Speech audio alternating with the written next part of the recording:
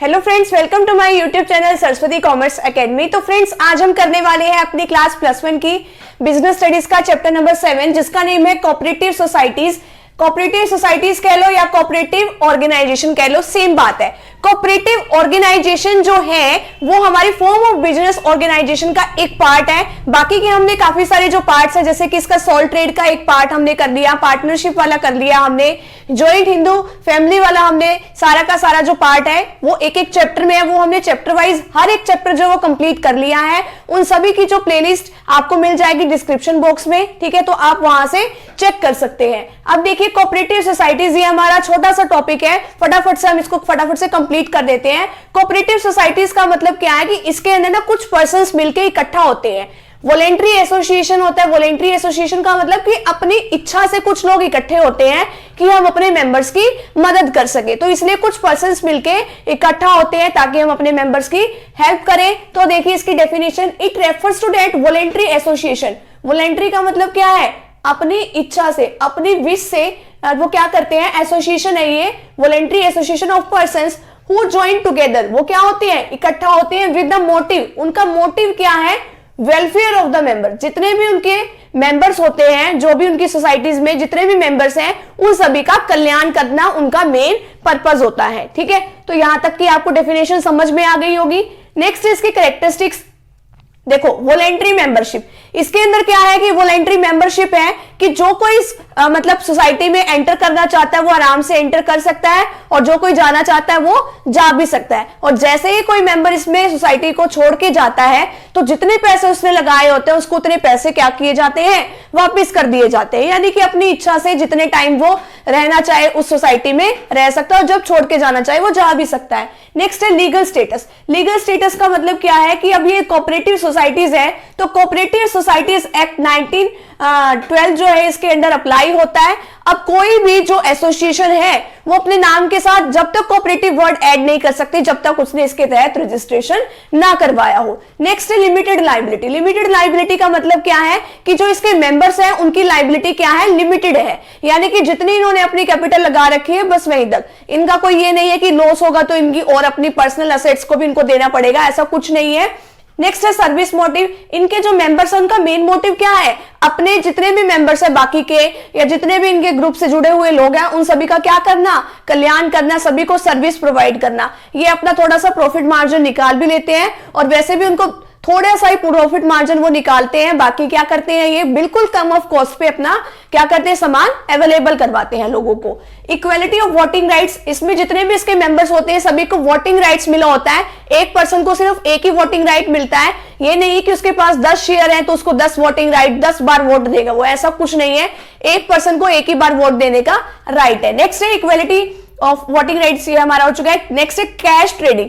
Cash trading का मतलब है इसमें जितनी भी डीलिंग्स की जाती है वो सारी कैश में की जाती है। अगर ये अपने मेंबर्स को सामान भी अवेलेबल करवा रहे हैं तो वो किस चीज में अवेलेबल करवाएंगे? कैश में, किसी को उधार नहीं देते ये। नेक्स्ट है अरेंजमेंट ऑफ फाइनेंस। अगर इनको पैसे की जरूरत है तो कहां से लेंगे? Share capital. शेयर कैपिटल यानी कि ये शेयर इशू कर देते हैं, इनके जो मेंबर्स है वो सारे शेयर्स खरीदते हैं। शेयर्स को इशू करने से क्या आता है? इनके पास पैसे आता है।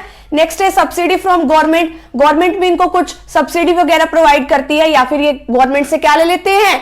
लोन ले लेते हैं। लास्ट पॉइंट इसकी कैरेक्टरिस्टिक्स का है गवर्नमेंट कंट्रोल। यानी कि अब देखो, गवर्नमेंट इनकी काफी मदद करती है, तो गवर्नमेंट इनके ऊपर कंट्रोल भी तो रखेगी ना। जितनी भी ये रिपोर्ट वगैरह बनाएंगे सारी वो लेगी भी, और टाइम टू टाइम इसके ऊपर पूरी नजर रखती है गवर्नमेंट। तो ये यहां तक हमारी कैरेक्टरिस्टिक्स कंप्लीट हो गई। अब देखिए इसमें फॉर्मेशन और रजिस्ट्रेशन ऑफ कोऑपरेटिव सोसाइटी। अब इसका रजिस्ट्रेशन करवाना जरूरी है किसके अंदर? अब देखो, हमने यहाँ पे भी पढ़ा था कोऑपरेटिव सोसाइटीज एक्ट 1912, ठीक है। तो यहाँ पे जो है आगे इसका फॉर्मेशन हम करवा लेंगे। जितने भी इंपॉर्टेंट जो डॉक्यूमेंट्स देने होते हैं वो सब देके हम इसका रजिस्ट्रेशन करा लेते हैं। Office bearer of cooperative society कौन कौन लोग होते हैं? इसके अंदर president, vice president, secretary and treasurer इसके जो है मेंबर्स होते हैं। एडवांटेजेस इसके क्या है? इजी फॉर्मेशन, और इसको जो है एस्टेब्लिश करना बहुत ज्यादा आसान है। कोई भी 10 एडल्ट मेंबर जो हैं वो इकट्ठा होकर इसको क्या कर सकते हैं, स्टार्ट कर सकते हैं। नेक्स्ट लिमिटेड लाइबिलिटीज के मेंबर्स की जो लाइबिलिटी है वो क्या होती है, लिमिटेड होती है। अगर लॉस हो जाए ये नहीं है कि उनकी पर्सनल एसेट्स को कुछ देना पड़ेगा उनको बाद में, ऐसा कुछ नहीं है। नेक्स्ट है डेमोक्रेटिक मैनेजमेंट। डेमोक्रेटिक का तो वैसे भी आपको पता ही है कि एक पर्सन जो है एक ही बार वोट दे सकता है, अपना कोई प्रॉक्सी यानी कि अपने बिहाफ पे किसी और को भी नहीं कह सकता कि वोट दे के आ। नेक्स्ट है टैक्स एडवांटेजेस। जो भी इसके मेंबर होते हैं उनको इनकम टैक्स के अकॉर्डिंग उनको क्या मिलती है, छूट मिलती है, बेनिफिट मिलता है। स्टेट पेट्रोनेज, इसका मतलब क्या है कि जो हमारी स्टेट गवर्नमेंट वगैरह होती है वो क्या करती है, इनको टाइम टू टाइम कुछ छूट देती है। क्यों देती है, क्योंकि ये अपने मेंबर्स की हेल्प करती है, समाज के लिए भलाई का काम करते हैं। नेक्स्ट है supply of goods and services at cheaper rate, यानी कि जो भी इनके मेंबर्स होते हैं उनको बहुत कम रेट पे ये क्या करते हैं, सामान अवेलेबल करवाते हैं। नेक्स्ट इसकी लिमिटेशन, लैक ऑफ कैपिटल। इतने अमीर तो होते नहीं है कि इनके पास पूरा भंडार हो पैसों का, ऐसा कुछ नहीं है, इनके पास पैसों की क्या रहती है, कमी रहती है। नेक्स्ट है इनकम्पिटेंट मैनेजमेंट। अब ये देखो कुछ ही मेंबर्स होते हैं, ये बिल्कुल प्रोफेशनल्स नहीं होते कि इनको अच्छे से सब कुछ मैनेज करना आए, ठीक है, तो इसलिए इनकम्पिटेंट मैनेजमेंट इसकी होती है। नेक्स्ट है लैक ऑफ सीक्रेसी, कोई ना कोई जो है बात जो है खोल ही देता है, इनकी जितने भी इनके पास बातें होती हैं वो कोई ना कोई बाहर किसी ना किसी को बता देता है। जो सीक्रेट रखने की भी बात होती है वो भी बाहर और दूसरे मेंबर्स को पता लग जाती है। नेक्स्ट है म्यूचुअल डिस्प्यूट्स, आपस में लोग लड़ाई झगड़ा करने को लगे रहते हैं, लोगों की मदद करना दूर की बात है, आपस में लड़ने भिड़ने लग जाते हैं। नेक्स्ट है लैक ऑफ मोटिवेशन, अब ये सोचते हैं कि हाँ भाई हम ही काम क्यों करें, दूसरे कर ले काम, हमें क्या कुछ एक्स्ट्रा मिलेगा, तो इनके अंदर मोटिवेशन की कमी रहती है। इनको ये नहीं होता कि हमें अपने मेंबर्स की हेल्प करनी है, अपना इनका मोटिवेशन लेवल जो है बहुत कम होता है। पॉलिटिकल इंटरफेरेंस का मतलब क्या है नेक्स्ट पॉइंट में, कि जो गवर्नमेंट है इसके अंदर कुछ गवर्नमेंट के कुछ मेंबर्स जो है वो जुड़ जाते हैं,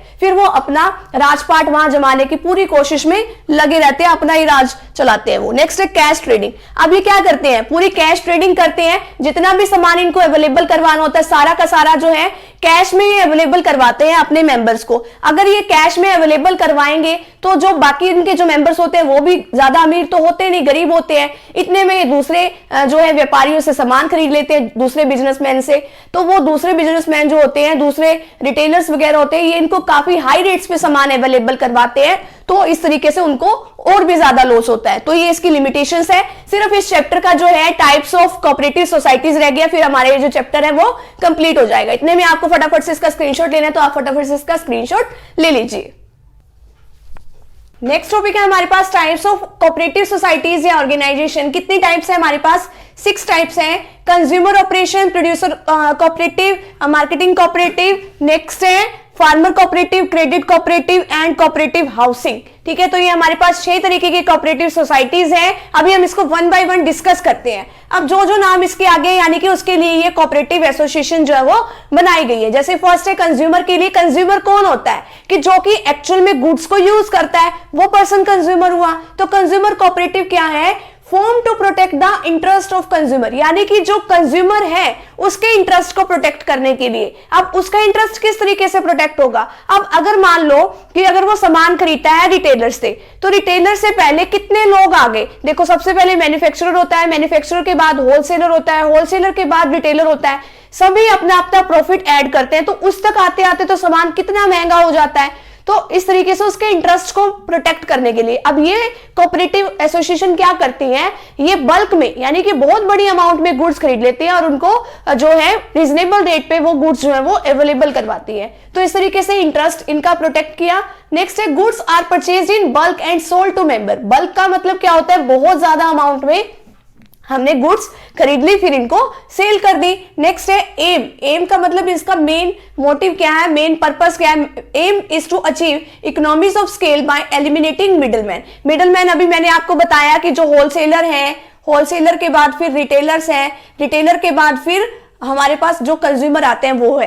तो यानी कि ये जो होलसेलर वगैरह है, रिटेलर वगैरह है, वो सारा बीच में सब कट कर दिया जाता है। ये बल्क में सामान खरीद के मैन्युफैक्चरर से डायरेक्ट जो है वो सेल कर देते हैं। तो इस तरीके से मिडलमैन इन्होंने हटा दिए यहां से। नेक्स्ट है प्रोड्यूसर कोऑपरेटिव। अब ये प्रोड्यूसर के लिए, अब प्रोड्यूसर जो सामान बनाएगा, अब जो सामान बना रहा है उसके लिए ये कैसे हेल्पफुल है, ये क्या करते हैं, उनको ना रॉ मटेरियल जो है सस्ते दामों पे पहले तो उनको अवेलेबल करवाएगी। ठीक है, अब जब वो सामान को तैयार कर देंगे तो उनसे सामान सामान खरीद के कहीं और सेल कर देगी, ठीक है। तो इनको डबल डबल फायदा हुआ, एक तो इनको आसानी से माल मिल गया कच्चा, ठीक है, और जब वो माल बन गया, तैयार हो गया फिर इस गुड्स में, तो ये क्या आगे अपने आप ही खुद ही सेल कर देती है, इसको टेंशन लेने की कोई बात ही नहीं है। Form to protect the interest of producer, producer के इंटरेस्ट को प्रोटेक्ट करने के लिए, टू प्रोटेक्ट स्मॉल प्रोड्यूसर, अब जो छोटे प्रोड्यूसर होते हैं उनको प्रोटेक्ट किससे करती है, फ्रॉम बिग कैपिटलिस्ट, यानी कि जिनके पास जो बड़े प्रोड्यूसर होते हैं उनसे इनको बचाती है, ठीक है, ताकि कहीं अपना ही मार्केट में पूरा अपना कारोबार स्थापित ना कर ले, तो उसके लिए ये जो है हेल्प करती है ये वाली cooperative. Aim is to supply input, input का मतलब क्या है, रॉ मटेरियल ये इनको अवेलेबल करवाती है मेंबर्स को, and bye there output for sale, और जो भी वो सामान बन जाता है तो उसको सेल के लिए वो अपने आप आगे सप्लाई कर देती है। नेक्स्ट है मार्केटिंग कोऑपरेटिव, जहां पे मार्केटिंग वर्ड आ गई यानी कि सेल। अब सेल किस तरीके से होगा, help small producer selling their product, अपने आप, क्योंकि इनका ना लोगों के साथ कांटेक्ट होता ही है, तो इनको कोई टेंशन नहीं होती कि हम कहां सामान बेचेंगे, अपने आप ये फटाफट से सामान बेच देते हैं। ऑल्सो परफॉर्म अदर फंक्शंस, ये और भी फंक्शंस परफॉर्म करते हैं जैसे वेयर हाउसिंग। अब देखो जैसे कि सामान बन गया, एक ही बार तो वो सामान जो है वो बिकेगा नहीं, ठीक है, अब ये तो काफी जो है सीजन के हिसाब से भी कई बार सामान बनता है, तो ये क्या करते हैं कहीं ना कहीं उसको स्टोर करके रख लेते हैं वेयर हाउसिंग में। एंड ट्रांसपोर्टेशन, ट्रांसपोर्टेशन का मतलब क्या होता है, अब वो जो सामान है जहां फैक्ट्री में बना और कंज्यूमर तो कहीं और होते हैं ना, तो वहां तक ये जो है अपना सामान अवेलेबल करवाते हैं, यानी कि किसी ना किसी व्हीकल के थ्रू वो वहां से सामान उठा के कंज्यूमर तक पहुंचाते हैं, तो इस तरीके से हेल्प करते हैं। Aim is to provide a secure market, पूरी सिक्योर मार्केट इनको अवेलेबल करवाता है ताकि ये भी अपने गुड्स जो है वो बेच सके। तो हमारी ये तीन तो हो गई कोऑपरेटिव। नेक्स्ट देखिए क्या है, फार्मर्स कोऑपरेटिव। फार्मर कोऑपरेटिव का मतलब क्या है, पहला पॉइंट तो देखो सभी में सेम ही है कि भाई जो है यहाँ पे कोऑपरेटिव जिसके लिए बनाई गई उनके इंटरेस्ट को प्रोटेक्ट करना। आगे क्या करते हैं ये फार्मर के लिए, उनको बेटर क्वालिटी के सीड, उनको फर्टिलाइजर, बीज वगैरह, खाद वगैरह जो है उनको अवेलेबल करवाते ताकि वो इजिली अपना काम कर सके। नेक्स्ट है क्रेडिट कोऑपरेटिव। क्रेडिट का मतलब क्या होता है, उधार, ठीक है। अब ये जिन जिन मेंबर्स को इनको उधार लेने की जरूरत होती है उनको ये उधार की फैसिलिटी अवेलेबल करवाते हैं। Provide loan to needy, needy का मतलब क्या होता है, जरूरतमंद जो इनके मेंबर्स होते हैं उनको ये बहुत लोअर रेट ऑफ इंटरेस्ट पे, यानी कि बहुत कम रेट ऑफ इंटरेस्ट पे ये क्या करते हैं, लोन अवेलेबल करवाते हैं। अगर ये मनी लेंडर से जो लोन लेते हैं ना तो बिल्कुल हाई रेट पे ये लोन प्रोवाइड करते हैं, और ये क्या करते हैं, बहुत कम रेट पे लोन अवेलेबल करवाते हैं। देखो नेक्स्ट पॉइंट में कहा भी गया है, members are protected from exploitation. Exploitation का मतलब क्या है, शोषण करना। कौन शोषण करते हैं, मनी लेंडर्स। ये इनको पैसे तो अवेलेबल करवा देते हैं लेकिन बहुत ज्यादा इंटरेस्ट ले लेते हैं, ठीक है। नेक्स्ट है कोऑपरेटिव हाउसिंग। घर बनाने के लिए क्या बनाई गई है, कोऑपरेटिव एसोसिएशन बनाई गई है। Form to help members construct houses, घर बनाने के लिए लोगों की मदद करती है। ये नहीं है मजदूर मिस्त्री नहीं बनते ये, यानी कि उनको फाइनेंस अवेलेबल करवा देते हैं। नेक्स्ट है facility of payment in instalment. ये इनको फैसिलिटी देते हैं कि आप, ये नहीं है कि इकट्ठे ही पेमेंट करो, अगर आप एक बार लोन ले रहे हैं आप थोड़ी थोड़ी किस्तों में पेमेंट कर दो। नेक्स्ट और लास्ट पॉइंट हमारे पास, सोसाइटीज कंस्ट्रक्ट फ्लैट्स और provide flat eight reasonable rate. ये क्या करते हैं कि कंस्ट्रक्ट करते हैं फ्लैट्स वगैरह, ये बनवा के भी लोगों को बहुत कम प्राइजेस पे, यानी कि जितना प्राइस इनका बनता है सही सही प्राइस पे उनको अवेलेबल करवाते हैं, तो इससे लोगों को घर भी मिल जाता है। तो ये है हमारी सारी कोऑपरेटिव एसोसिएशन टाइप्स है, ये सारी कोऑपरेटिव ऑर्गेनाइजेशन के। अगर आप इसका स्क्रीनशॉट लेना चाहते हो तो इसका स्क्रीनशॉट भी ले सकते हो। तो फ्रेंड्स अगर आप चैनल पे नहीं हो तो चैनल को प्लीज लाइक एंड सब्सक्राइब जरूर करके जाइएगा। तो मिलते हैं नेक्स्ट टॉपिक के साथ या नेक्स्ट वीडियो के साथ। तो अगर आपको स्क्रीनशॉट लेना है तो फटाफट से इसका स्क्रीनशॉट ले लीजिए।